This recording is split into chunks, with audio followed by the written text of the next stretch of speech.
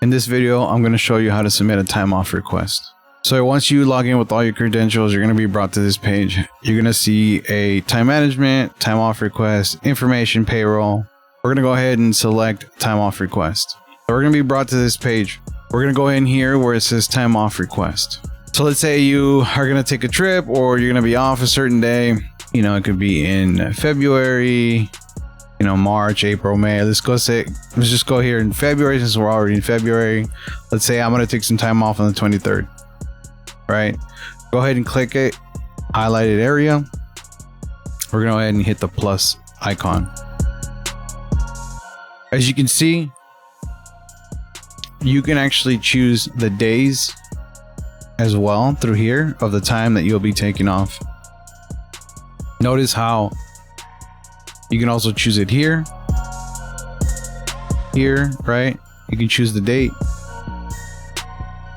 But if we hit the plus icon, it allows us to change it as well. Let's just say you're going to take time off from the 23rd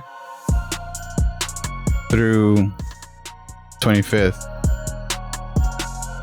And it gives you that option, right? But we're only going to worry about 23rd. Okay. Now, here where it says hours per day, now, depending on what you're scheduled to work on the 23rd, let's say if you have a shift, that's 6 hours. So if you see up here, the hours per day, now depending on how many hours you're going to work that day, this is what you'll put in here. So if you're doing a 6-hour shift, you're going to request 6 hours, right? So this one's saying 8 hours. By default, 8 hours pops up. But we're not going to be asking for 8 hours because we only work 6 hours, right? Or, you know, you work 3 hours that day, or depending, whatever applies to you, that's what you're going to put in here. So we're going to go ahead and type in the 6 hours.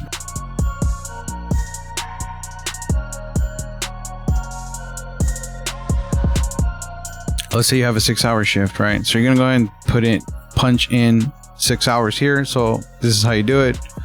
You put 6.00 because you're requesting 6 hours, and it varies on the hours that you're scheduled to work on the date that you're requesting off. Type. So under here, I'm going to hit this icon here, and it's going to give you a couple of options to select for the type of time off that you're requesting. Now let's say you have jury duty, you will click on jury duty, right? If it's something personal, you go ahead and hit personal. If it's sick time that you're taking, let's say you took a sick day, you called off or something like that, you go ahead and click on the sick tab. If it's vacation, you go ahead and select vacation. Again, you choose what applies to you. I'm gonna go ahead and say personal for this one. We already went over the dates. Now here it's going to give you the start time. So let's say I started it from 9 to 2. I'm going to go ahead and put that my start time's at 9 a.m. right? Check off if it excludes the weekends, if that applies to you. Now it says update schedule availability. This will pop up letting us know that you're not going to be available for the remainder of the day. So basically the entire day you will not be available, and that's telling us that way your supervisor doesn't go ahead and contact you after the time that you requested off. Now let's say maybe you are double booked that day. Maybe you have 2 shifts that you're working that day and you only requesting the morning off, or maybe your doctor's appointment is in the afternoon, in the evening, and you only want that time off for that amount of time.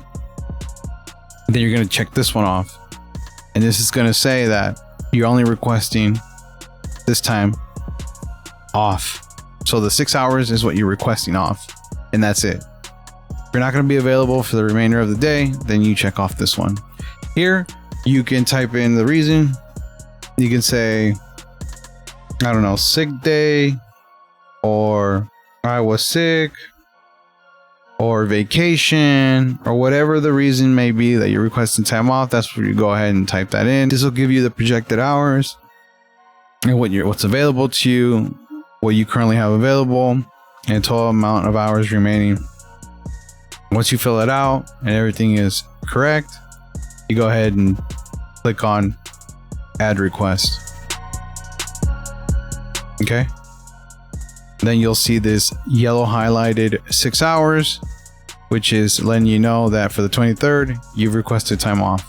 You see like this icon here, kind of telling you that you're requesting some time off. Okay. All right. So I hope this video helped. Thank you for watching, and I'll see you on the next one.